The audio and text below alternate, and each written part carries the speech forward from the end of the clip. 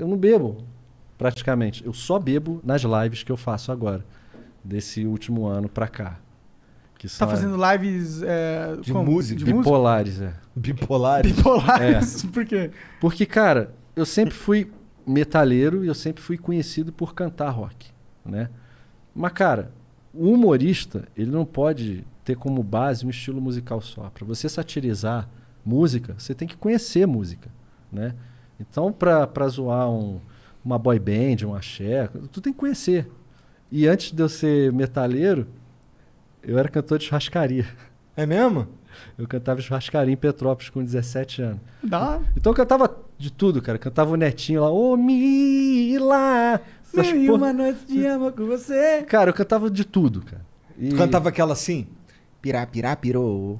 Pirá, pirá, pirou. pode ter sido o embrião, né, cara? Que Pirapirou veio Claro, anos claro. depois, né? Aham. E... Mata uma dos... Essa eu também ouvi muito.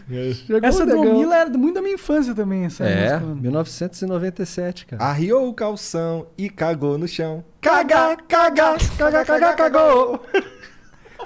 Se bobear, até essa iam cancelar também. Chegou a alemã.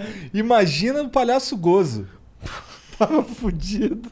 Galera, olha só. Era uma época, pra você que tá assistindo esse programa, independente do ano que você tá assistindo, a gente tá... Hoje é 16 de abril de 2021.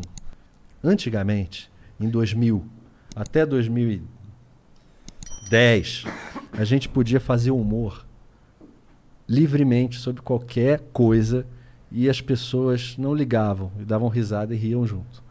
Hoje em dia isso não acontece mais. Então, a maioria do acervo, tanto do Hermes e Renato, quanto do Amada Foca, que foi o grupo que eu fiz depois com o Bento Ribeiro, com o Paulinho Serra, com o Daniel Furlan, com a Paulinha, a gente tinha liberdade poética para poder satirizar pessoas, etnias, sexos.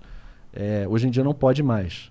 Então, quando vocês virem alguma coisa do Hermes e Renato, do Amada Foca, que você não vai entender porque pode ser muito grosseiro, perdoa. Que era da nossa época, tá?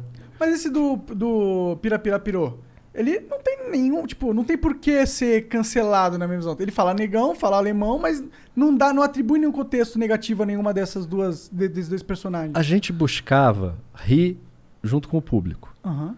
A nossa intenção do Hermes e Renato nunca foi humilhar ninguém, sabe? Porque o Fausto era um cara muito tímido. Eu também.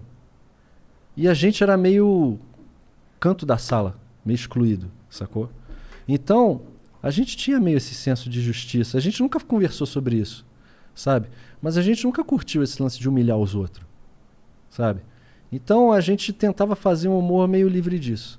Onde que a gente zoava mais? Com bicha. Por quê? Porque o Hermes e Renato, o quadro Hermes e Renato, São os era uma cafajestão. sátira, era os cafajestes das pornochanchadas dos anos 70. E nas pornochanchadas dos anos 70, era hiperusual esculachar bicha. E isso era uma coisa tão folclórica que a gente não pensava em um minuto sobre essa questão, sabe? Então era natural pra gente. Hoje em dia a gente para, a gente vê, caralho, cara, se isso passa a gente vai preso. Mas isso porque a gente era retrato do que a nossa sociedade mandava pra gente. E a gente consumia isso e a gente exteriorizava isso. É o mesmo caso do funk proibidão, voltando lá atrás. O cara cresceu vendo Na Boquinha da Garrafa, Segura o Tchan, e o cara vai cantar proibidão porque ele cresceu vendo aquilo. E não era como os personagens do Hermes e Renato fossem referências de como os seres humanos deveriam ser. Eles eram... Era muito exagerado. Exato. Então, muito e era por isso que era exagerado. muito foda, porque primeiro, a produção do bagulho era tosca e dava pra ver que era de propósito, tá ligado? Sim. E tudo sempre foi super exagerado.